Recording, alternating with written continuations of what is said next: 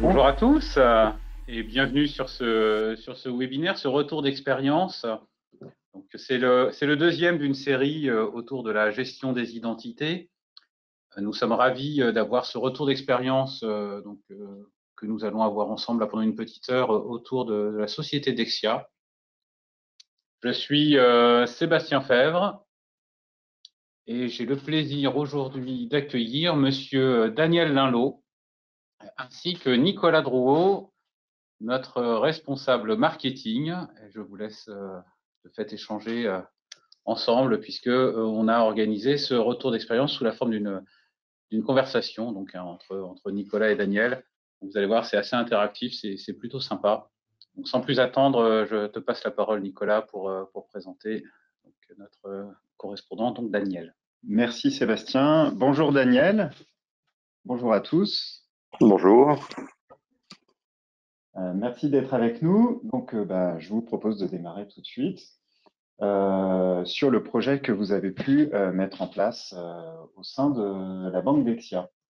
Donc, alors le contexte, quand vous êtes arrivé chez Dexia, il y avait déjà une solution IAM qui était en place et qui était basée sur un développement spécifique, hein, c'est ça? Oui, absolument, oui. Et donc, cette solution vous permettait de réaliser un certain nombre d'opérations pour gérer les accès, voilà, qui fonctionnaient bien. Oui, effectivement, en fait, c'était vraiment l'aspect, je dirais, workflow, hein, et qui était traité essentiellement. Donc, ça avait été développé sur une plateforme Cognitum, donc une plateforme assez ancienne, en fait, pour les anciens de l'IM s'en souviennent sûrement, mais qui existe toujours. De développement en Java, en fait, sur cette plateforme.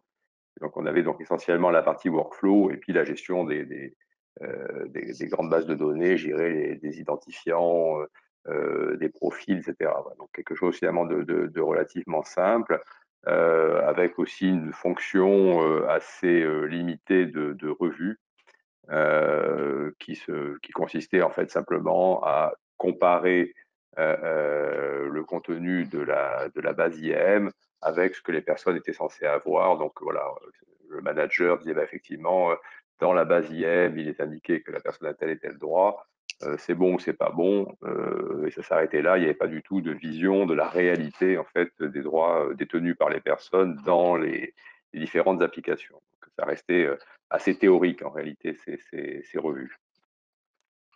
Donc voilà, vous aviez ce contexte de solution IAM en place et pourtant des nouveaux besoins qui apparaissent, une forte demande du régulateur et des CAC, hein, de ce que j'ai cru comprendre. Alors oui, bon, déjà il y avait un besoin, je dirais, interne, hein, bon, de faire mieux, c'est un euphémisme, hein, au niveau des revenus. C'est vrai qu'il y avait une forte pression.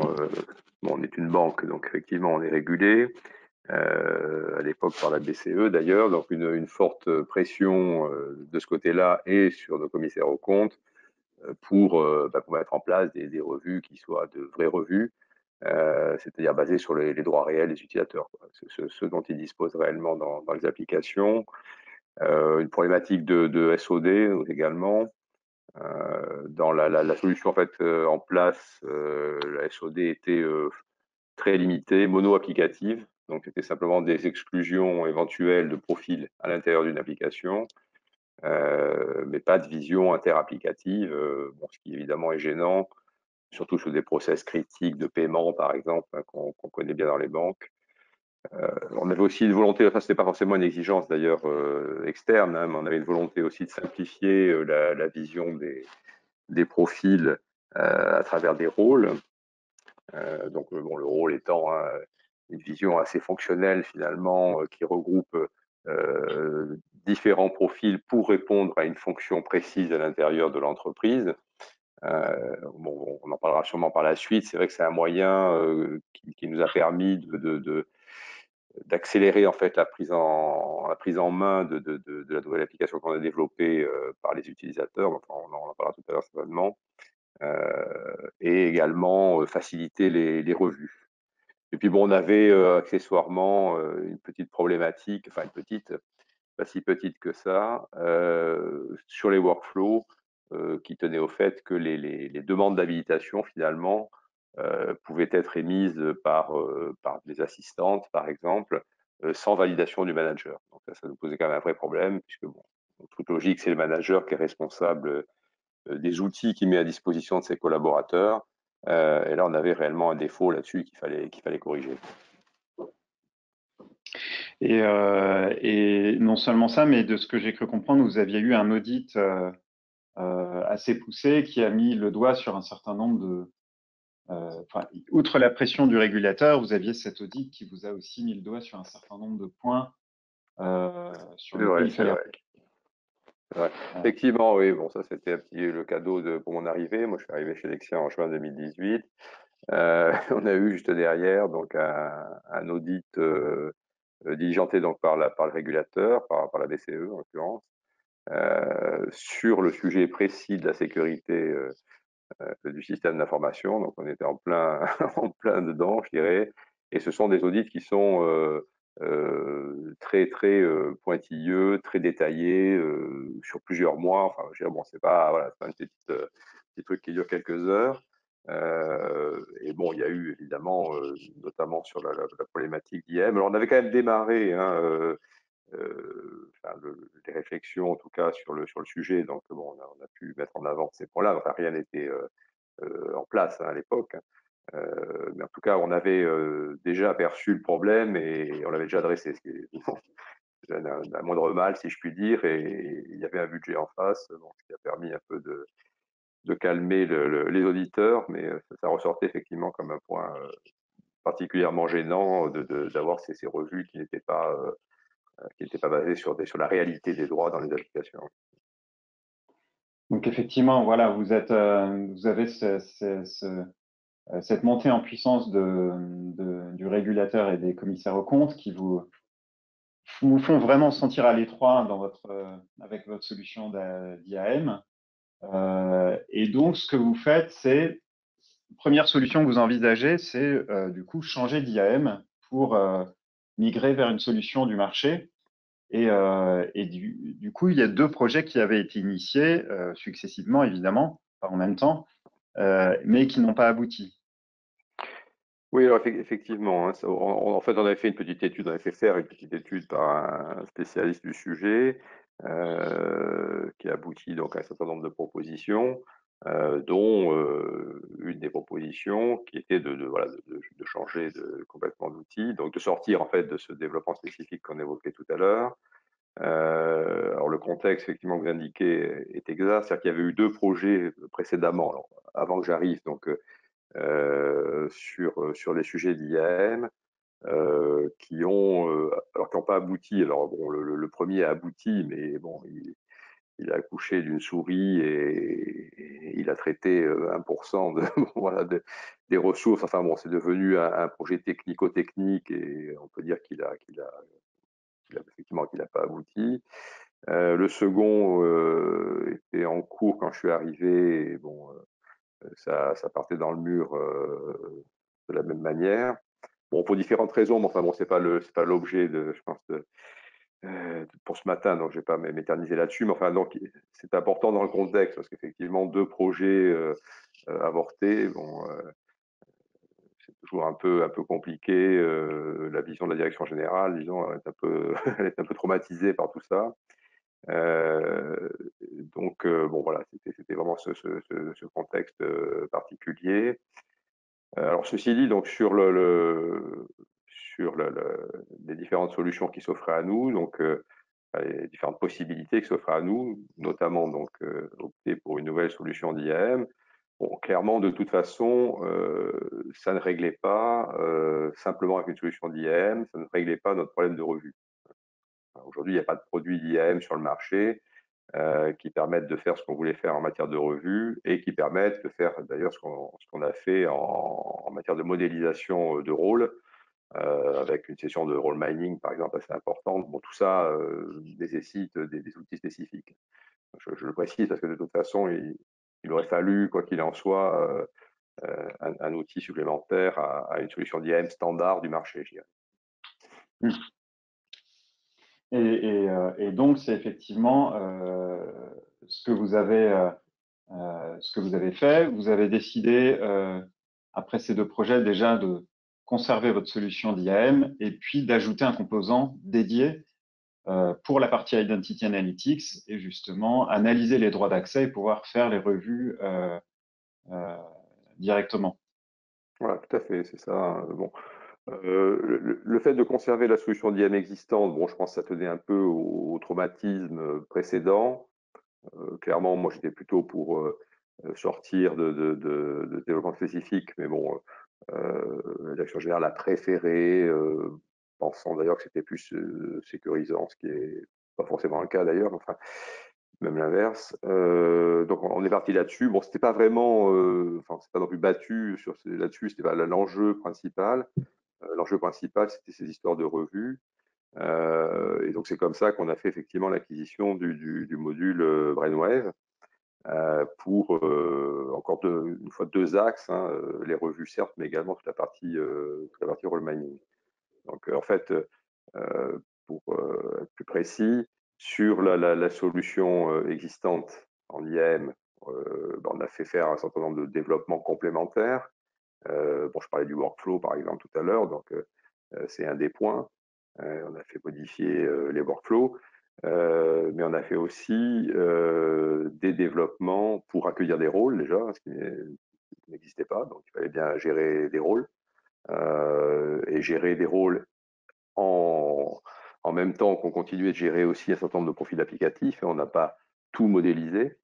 Donc aujourd'hui, il y a encore des applications effectivement qui sont gérées en dehors des rôles, ou la possibilité d'ailleurs d'attribuer voilà, des droits élémentaires, hein, pour des personnes sur des sujets particuliers. Donc c'est la cohabitation des deux, donc ça c'est un développement relativement lourd. Et puis toute l'interface en réalité avec Brainwave. C'est-à-dire la possibilité de se passer des informations entre les deux. Par exemple, c'est l'exemple le plus intéressant, essentiel. Dans les revues qui sont réalisées avec Brainwave, on a la possibilité de révoquer des droits, ce qui est bon, assez évident sur ce type de revue. Et ces révocations sont transmises en fait à l'IAM pour des provisionings. Voilà. Donc, ce lien, par exemple, est automatique. Bon, il y en a d'autres, mais enfin celui-là est essentiel. Il y a aussi, bon, bien sûr, toute la partie rôle également, qui sont, je dirais, en interaction entre les deux modules. Donc il y a eu une partie, c'est un projet finalement relativement complexe en réalité, avec, enfin, et polymorphe, parce qu'il y avait vraiment un aspect modification donc de notre solution. Bon, un aspect important de prestations, notamment sur la partie de mise en place des rôles qui ne peut se faire qu'avec les utilisateurs, bien évidemment. Et puis, à côté de ça, donc toute la partie mise en place des modules Brainwave et pour alimenter les modules Brainwave, le développement de connecteurs, puisque bon, comme on peut l'imaginer, les droits élémentaires détenus par les utilisateurs dans les applications, ils n'arrivent pas tout seuls dans Brainwave, hein, il faut évidemment les y amener. Alors soit c'est fait dans l'AD, donc là c'est très simple, hein, c'est une extraction de l'AD, donc là tout va bien. Enfin bon, on n'a pas que des applications qui sous-traitent, je dirais, la gestion des droits à l'AD, hein. Il y avait quand même 330 applications chez nous, et un nombre important de ces applications, effectivement, avec des gestions spécifiques qui nécessitaient le développement de connecteurs. Bon, je précise qu'on n'a pas traité les 330 applications, hein, ça n'avait aucun sens, hein. Il y en a certaines qui sont d'ailleurs appelées à disparaître à court terme, d'autres sur lesquelles il y a 4 utilisateurs, ou qui ne présentent aucune criticité, hein. On a traité en fait 182, ce qui est déjà pas mal. Qui étaient les applications, enfin qui sont toujours d'ailleurs les applications les plus critiques chez nous, et ou avec un nombre d'utilisateurs significatif. Donc ça, c'était vraiment un travail important. Je dirais que sur la partie revue,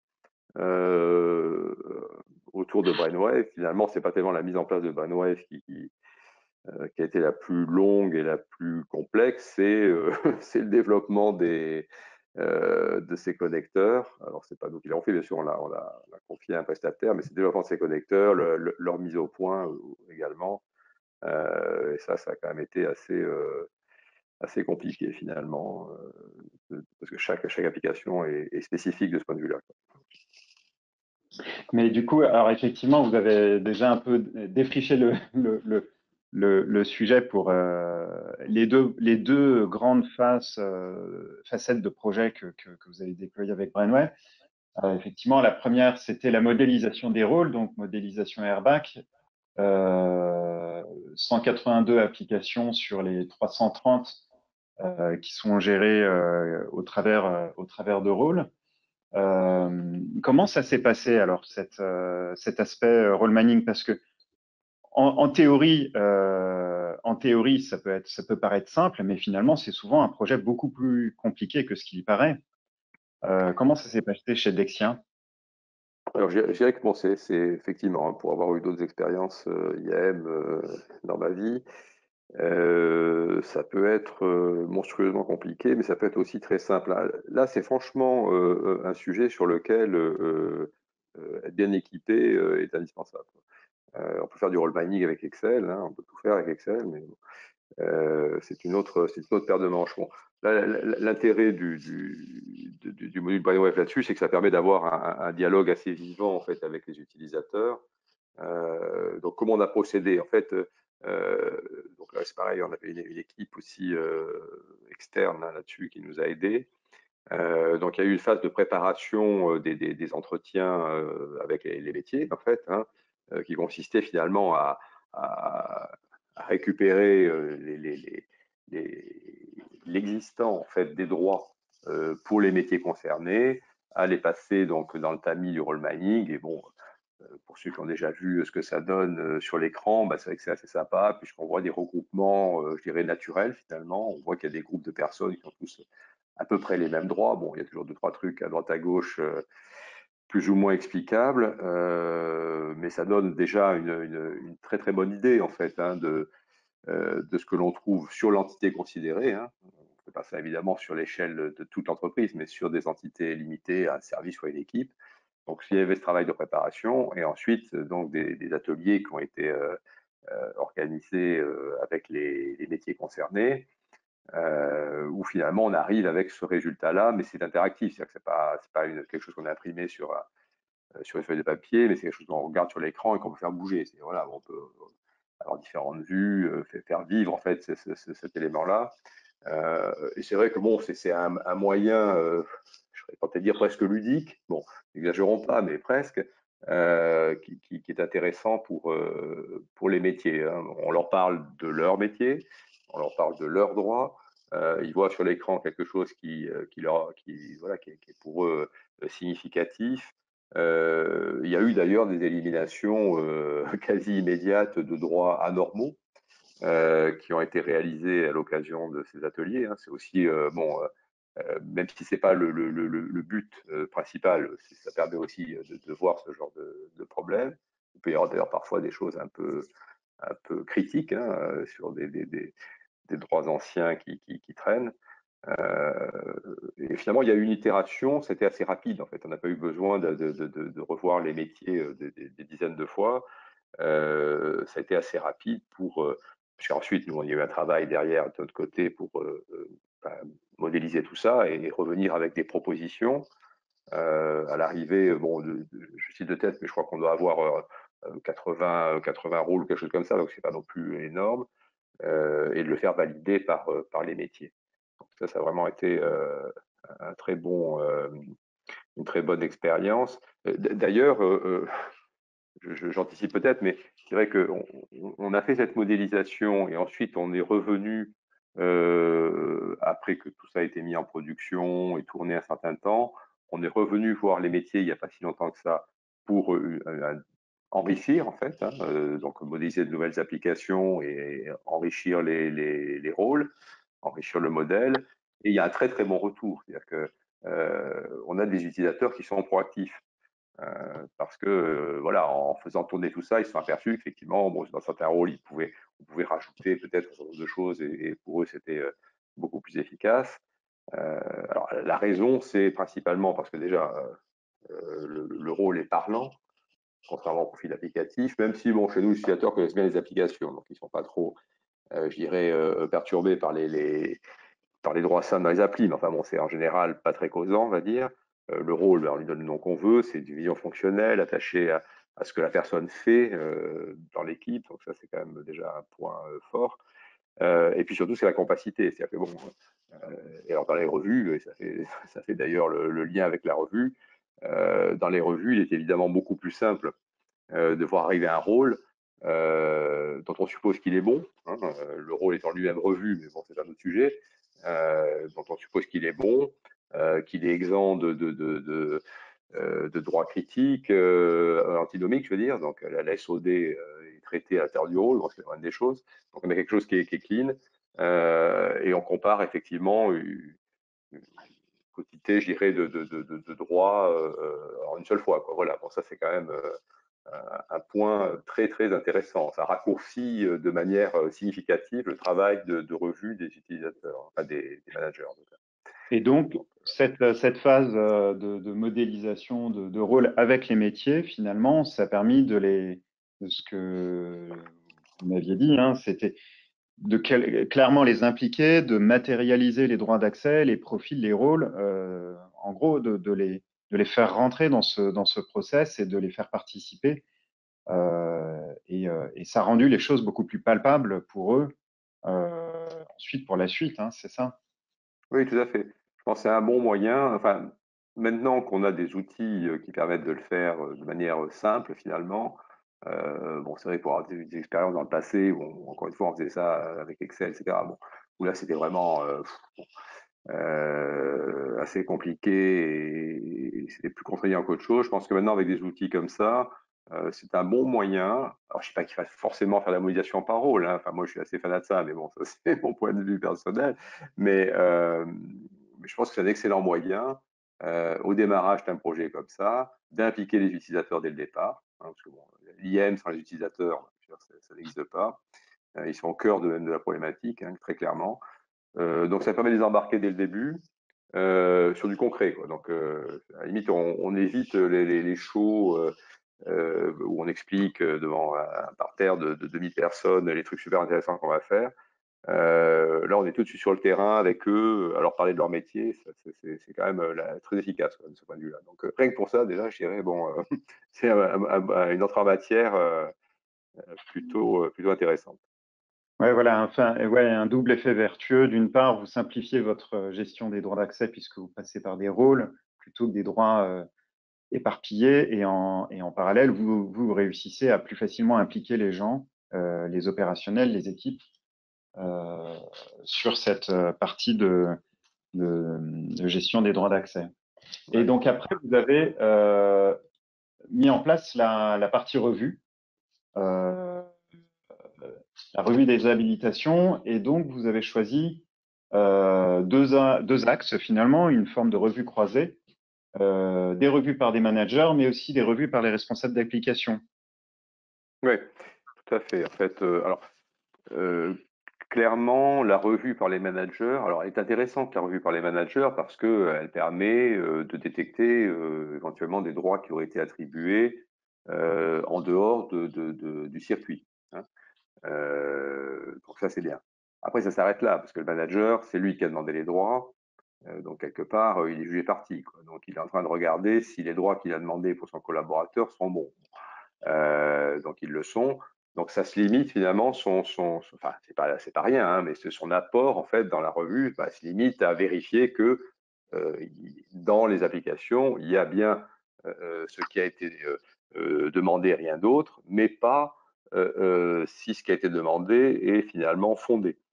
Donc on a croisé en fait ces revues finalement, hein, en alternance, tantôt l'une, tantôt l'autre, j'irais, par une revue qui est faite par les responsables d'application, qui eux ont une vision de leur application multi-entité, puisque bon, à part quelques très rares applications qui sont utilisées par une seule équipe, la quasi-totalité, en tout cas celles qu'on a embarquées, qui sont des applications critiques, sont utilisées par différentes entités. Donc, ils ont une vision beaucoup plus transverse et ça permet d'avoir voilà, un regard un petit peu externe, si je puis dire, et qui peut dire, appuyer certains soucis sur le bien fondé d'un droit ou d'un rôle pour une personne donnée. Donc là, on a un spectre du coup qui est assez intéressant de couverture. Étant entendu que le responsable d'application n'a pas, ça c'est la décision qu'on a prise, hein, n'a pas la possibilité de révoquer directement un droit. Ce serait quand même un peu dangereux. En revanche, il peut s'étonner, si je puis dire, que telle personne ait tel droit dans l'application dont il est responsable, ce qui lance un workflow qui va vers le manager, la personne concernée, bien sûr, qui va en quelque sorte une demande de révocation, ou en tout cas, bon, de révocation éventuelle, et qui va également donc vers le RSSI, enfin vers le pôle sécurité, charge à ce pôle sécurité de vérifier effectivement qu'il y a bien une réponse apportée à cette remarque, hein, que ça reste pas lettre morte. Et de surcroît, les droits concernés sont marqués. Donc, bon, il y a un petit flag, je dirais, qui apparaît sur ces droits, ce qui permet au manager, quand il fait sa revue, pour peu qu'il n'ait pas traité le message jusque-là, de voir les droits sur lesquels les responsables d'application ont posé des commentaires. Voilà, c'est assez bien fait. Bon, tout ça donc a été développé avec le module Brainwave, hein, donc enfin développé, paramétré. On n'est pas en train de faire du développement, mais du paramétrage ici. Et l'aspect qui est très intéressant, c'est cette capacité qu'on a justement avec le module de voir notre base sous des angles et sous des prismes différents, puisque évidemment les droits sont les mêmes, comme on peut l'imaginer, sauf que ben voilà, on les voit du point de vue du manager, on les voit du point de vue des responsables d'application, donc avec des angles d'approche et avec des recoupements différents. Et ça, c'est extrêmement intéressant parce que évidemment, on est au sein de la même base, tout ça est en cohérence et c'est assez efficace. Donc, voilà. Après la revue en elle-même, bon, je veux dire, c'est assez classique. Elle consiste effectivement à cocher le choix pour chaque droit de chaque personne, le choix de conserver ou de révoquer le droit en question. Oui, de façon assez classique. Et donc, vous avez vraiment gagné en précision en croisant ces deux axes, cette vision sur des prismes différents. Et vous avez choisi aussi d'avoir, en fonction des applications, une profondeur de revue qui est différente. Hein. Oui, oui. Je reviens juste sur ce que vous venez de dire à l'instant. Enfin, pour moi, de mon point de vue, mais je crois qu'il est très largement partagé par les auditeurs, hein, CAC et autres régulateurs, on a atteint l'objectif d'un IAM lorsqu'on a ce type de revue. Le reste, je dirais, bon, c'est sympathique et très agréable d'avoir des beaux workflows et et c'est important effectivement qu'il y ait que les demandes soient justifiées, qu'elles soient validées, que tout ça fonctionne. Bon, mais ça reste quand même, voilà, bon, à la limite, on pourrait pratiquement le faire avec une belle messagerie. Enfin bon, je force le trait, mais l'aboutissement, c'est quand même de se dire à un moment donné, dans mon système d'information, dans mes applications, les utilisateurs ont les droits qu'ils doivent avoir et pas d'autres. Bon, c'est quand même bien l'objectif final de tout ça. Je referme la parenthèse, mais pour revenir effectivement sur donc le slide qui est projeté actuellement, oui, on a considéré, donc il y a deux groupes, dont un effectivement qu'on peut séparer en deux. Il y a les applications sur lesquelles on récupère les bases de compte, et il y a les autres. Alors, les applications sur lesquelles on récupère les bases de compte, soit sont gérées par l'AD, ce que j'ai dit tout à l'heure, donc là c'est très simple, il n'y a pas grand-chose à faire, puisque l'extraction en fait voilà, existe, c'est une fonction intrinsèque à l'AD. Pour les autres, c'est une autre paire de manches, puisqu'il a fallu effectivement faire développer des connecteurs qui vont bien, qui permettent de sortir avec le niveau de finesse souhaité. Hein. Bon, je pense que tout le monde connaît ça. Hein, il y a certaines applications où les droits, enfin, bon, un pensum terrible, hein, donc avec des droits fins dans tous les coins, donc c'est assez compliqué. Et puis les autres. Alors les autres, c'est les applications finalement qu'on n'a pas traitées en réalité. Alors, comme je disais tout à l'heure, parce que bon, elles sont pas critiques ou elles sont appelées à être arrêtées à court terme ou avec très peu d'utilisateurs, etc. Enfin bon, voilà, donc pour des raisons X ou Y. Hein. Donc c'est là on continue à faire ce qu'on faisait avant, c'est-à-dire finalement de la revue sur ce qu'on appelle le droit théorique. Hein. Bon voilà, hein, ça n'a pas changé de ce point de vue-là. Et sur les autres, effectivement, on est sur des droits réels. Donc voilà, je ne reviens pas à ce que j'ai tout à l'heure. Hein, on compare une réalité, ce que les personnes ont réellement dans les applications. Bon, il y a aussi une logique économique hein, dans tout ça. C'est-à-dire que traiter les autres applications n'a pas de sens. Hein. Financièrement parlant, ça a un coût. Développer des connecteurs, c'est pas gratuit. Pour des applications, il n'y a pas d'enjeu. Il y en a certaines, à la limite, on peut le faire à la main. Hein. Il y a 4 utilisateurs, je veux dire, bon, voilà, donc il faut rester cohérent économiquement parlant. Ça a été fait par lot, donc 3 lots finalement, hein, pour la prise en compte des applications, en partant des plus critiques finalement. Bon, voilà. Aujourd'hui, ça tourne. Et si on revient par rapport à la situation d'avant, donc avant vous faisiez des revues avec sur la base des revues assez light. Hein. Les taux de validation étaient bons. Comment ça s'est passé ensuite en passant sur Brainwave? Alors ça, c'est un point important, effectivement, parce que c'est vrai qu'il ne suffit pas de mettre en place des outils et des connecteurs, il faut aussi que les gens fassent les revues. Donc ça, c'est moins facile, je dirais. Sur la situation antérieure, c'est-à-dire avant la mise en place du module Brainwave, on avait des taux euh, de réalisation des revues qui étaient extrêmement bons.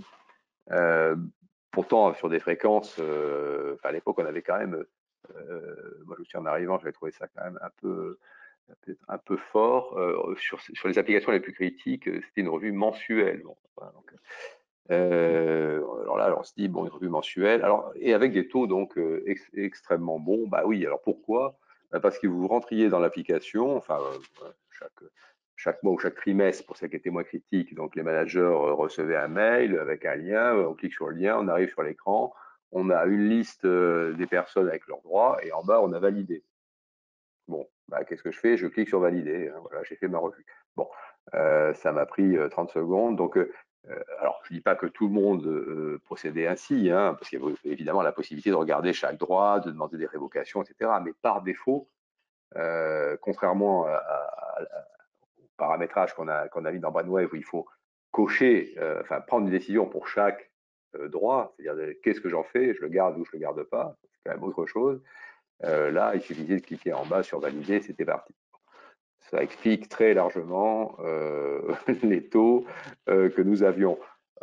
Sur l'historique, on s'apercevait que bon, voilà, sur 5 ans, vous aviez des managers qui n'avaient jamais révoqué un droit, jamais trouvé quoi que ce soit qui n'allait pas, bon, ce qui paraît quand même un petit peu douteux. Donc, à l'inverse, quand on a mis en place effectivement le module Brainwave qui est beaucoup plus exigeant en fait vis-à-vis des managers, alors on a réduit la fréquence, hein, on est passé finalement sur du semestriel, puisque c'est du trimestriel, mais comme c'est en croisement applicatif manager, finalement pour une personne donnée, c'est donc semestriel. Néanmoins, bon, ils se sont retrouvés effectivement à devoir réellement regarder tout ça. Et donc, on a eu. Alors, bon, il y avait aussi quelques petits soucis de réglage sur les connecteurs à droite à gauche. Hein. Bon, c'est logique. Hein. Les premières revues, c'était un peu chaotique.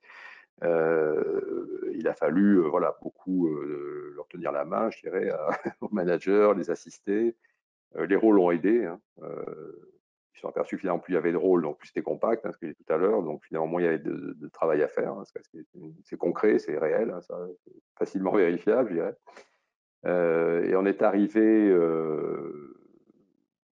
donc pour la dernière revue que j'ai connue, puisque j'ai quitté Lexia en mars de cette année, donc celle du 4e trimestre 2021, à un taux de participation proche de 100%. Mais bon, je ne vais pas minimiser les efforts consentis pour y arriver. On a fait un gros travail de communication, un gros travail dans l'équipe, dans des personnes notamment qui étaient dédiées à ça, qui a fait un gros travail en fait d'assistance en fait au manager. Bon, mais enfin le truc est parti. Alors maintenant le produit effectivement est bien en place, ça fonctionne bien, les connecteurs sont en place, etc. Tout ça est rodé, industrialisé. On a eu beaucoup de mal. Alors ça peut paraître bizarre, hein, mais bon, c'est assez en dehors, j'irais d'ailleurs de Brainwave, mais je le dis parce que c'est un élément sur lequel on a un peu peiné sur l'industrialisation de l'alimentation de Brainwave. C'est-à-dire que pendant longtemps, on a lancé des connecteurs à la main. Enfin bon, c'était quand même assez compliqué. Bon, maintenant, c'est quelque chose qui est intégré dans la chaîne d'exploitation et de production, je dirais, et qui se lance quand c'est nécessaire, met à disposition les fichiers, etc. etc. Mais ce point-là, qui peut paraître basique, a été extrêmement compliqué à mettre en place avec notre infogéreur. Donc, voilà. Tout ça pour dire qu'effectivement, on a aujourd'hui quelque chose qui tourne, mais il y a un travail, oui, un travail de prise en main d'une année, j'irais, en fait, hein, pour arriver en vitesse de croisière. Et donc, le fait d'être passé par des rôles, d'une part, a simplifié la tâche, hein, comme vous le disiez, mais en même temps a permis en quelque sorte de les embarquer plus facilement dans ce nouveau process de revue qui était nouveau pour eux, parce que nouvel outil, et puis un besoin de s'impliquer un peu plus pour valider les droits. Oui, tout à fait. C'est vrai qu'ils ont compris, enfin les managers ont compris en utilisant l'outil l'intérêt supplémentaire, je dirais, des rôles, hein, en dehors de la lisibilité, et puis de la facilité aussi dans les attributions, hein, clairement. Mais ils ont vu surtout, je pense que ça a été assez déterminant, ce en quoi ça rendait plus simple les revues. Donc on a été très bien accueillis quand on est retourné les voir pour une deuxième passe en fait et pour compléter donc les rôles, peaufiner tout ça et améliorer tout ça. Donc c'est un élément important, clairement. Alors là, on arrive à la fin de votre témoignage, hein. Je pense qu'on a fait un peu le tour du projet. N'hésitez pas, si vous avez des questions complémentaires, hein, à les poser dans le chat. Quelles seraient vos recommandations, hein, sur un tel projet en gros, repartir sur une nouvelle façon de faire des revues pour gagner en précision et satisfaire les besoins en termes les demandes des auditeurs. Quelles seraient vos recommandations, si vous en aviez quelques-unes à formuler? Oui, bon, après j'ai des recommandations qui sont assez standards, hein, qu'on a déjà beaucoup entendues sur les projets d'IM. Les projets d'IM, c'est toujours compliqué. J'en ai fait plusieurs dans ma vie. C'est toujours compliqué. C'est jamais un truc qui tourne tout seul. Parce que effectivement, ça met en jeu des éléments assez fondamentaux quand même du système d'information. Et du point de vue de la sécurité, je dirais, bon, l'accès au système d'information, c'est quand même le point central, hein. Si on n'a pas réglé ça, le reste ne sert pas à grand-chose. Donc, il y a quand même ces enjeux-là. C'est des projets complexes qui durent. Bon, il ne faut pas minimiser et bien anticiper les efforts à consentir. Ce qui est sûr, c'est, bon, on l'a entendu 100 fois, mais il faut le redire encore parce que c'est tellement important, c'est tout sauf un projet technique. C'est un projet, soit les utilisateurs sont embarqués dès le début et ça va bien, soit ça devient très très compliqué, quoi. Donc ça, je pense que c'est vraiment un élément fondamental. Donc effectivement, comme vous le disiez tout à l'heure, le role mining, le bien mené avec un outil sympa, c'est quelque chose qui permet de faire avancer pas mal l'adhésion, je dirais, des utilisateurs, des métiers là-dessus. Ça me paraît essentiel. Je pense qu'il y a un point aussi, il n'est pas idiot, avant de se lancer dans tout ça, d'aller voir un peu ce qui se passe dans les annuaires. Alors là, pour le coup, c'est technique.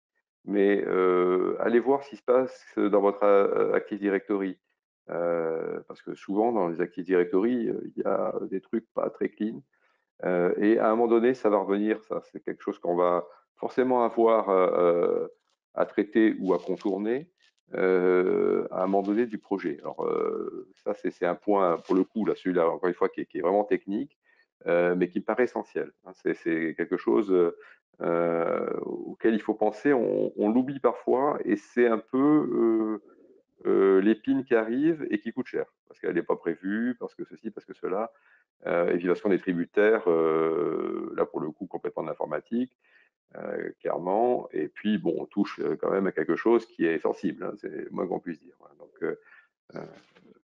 je pense que c'est vraiment ces points-là, ne pas perdre de vue que aussi la finalité de tout ça. Je le redis, hein, je me répète un peu, je suis désolé, mais la finalité de tout ça, c'est quand même c'est la revue, quoi. C'est à un moment donné voilà, d'être sûr que on a les bons droits aux bonnes personnes, quoi. Le reste, on passe beaucoup de temps, je trouve, assez souvent hein, dans les projets à des aspects plus cosmétiques, hein, sur des workflows très compliqués, etc. Bon, bon, je suis pas sûr que ce soit vraiment là-dessus qu'il faille mettre l'effort, enfin, sauf si on a vraiment le budget qui va bien pour tout faire, hein, pourquoi pas, mais bon, c'est assez, en fait, si on veut à un moment donné tirer une satisfaction de son projet d'IAM, alors bon, on dirait, on fait pas ça pour être satisfait, bon, un peu quand même. Et puis je pense que quand on est satisfait, c'est qu'on a bien bossé. Si on a bien bossé, finalement, l'entreprise s'en ressent. Bah, c'est le jour où effectivement votre régulateur, si vous êtes dans une activité régulée, ou votre commissaire aux comptes, ou qui vous voulez, un auditeur quelconque, vous dit ah oui, au niveau des revues, au niveau du truc, voilà, c'est solide, quoi. Parce que sur le reste, en fait, c'est très frustrant, hein. Vous lui montrez des workflows qui sont super sympas et il s'en fiche totalement, quoi. Je veux dire, c'est pas ça qui l'intéresse. Donc, ce qui l'intéresse, c'est la SOD et les revues. Donc, quand on lui fait plaisir, ben, je dirais quelque part, on en retire une satisfaction personnelle. Bon, voilà, donc quelques conseils comme ça qui me viennent. Bon, il y en a sûrement d'autres, enfin, en tout cas, les points qui me viennent en tête à l'instant. Ben, merci beaucoup, Daniel, ce témoignage. Sébastien, est-ce que tu as des choses qui te viennent, que tu as envie de rajouter? Bien, écoute, non, c'était très très clair. Effectivement, je rejoins Monsieur Linlot hein, sur cet aspect qui est que souvent les projets de gestion des identités ont été un peu trop abordés à tort comme uniquement des projets permettant d'améliorer l'efficacité opérationnelle. Et c'est vrai que ces aspects, notamment de revue, arrivent un petit peu à la fin et quelque part sont traités un peu rapidement. Pour autant, c'est vrai que l'expérience montre que dans la durée, la meilleure façon et la façon la plus efficace de s'assurer d'un bon alignement des droits d'accès dans les applications par rapport vraiment aux besoins des utilisateurs, c'est bien en mettant en place de la revue, puisque ça permet quelque part de responsabiliser et de solliciter cette première ligne de défense, hein, que sont les responsables d'équipe, les responsables d'application, pour s'assurer que dans la durée, on n'a pas de dérive sur des droits d'accès accordés aux personnes par rapport à finalement leur mission dans l'entreprise.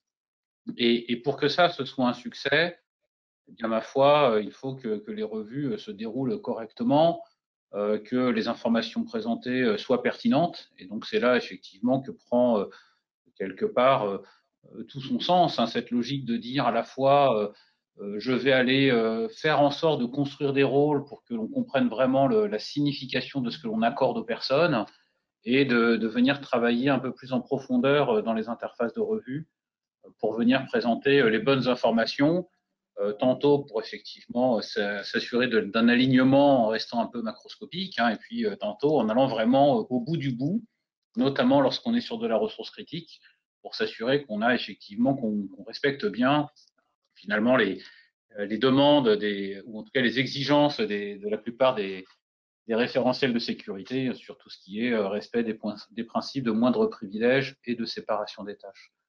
Merci à tous. Merci beaucoup, Daniel. Merci, c'est un plaisir. Très bonne journée à tous. Merci, au revoir. Au revoir.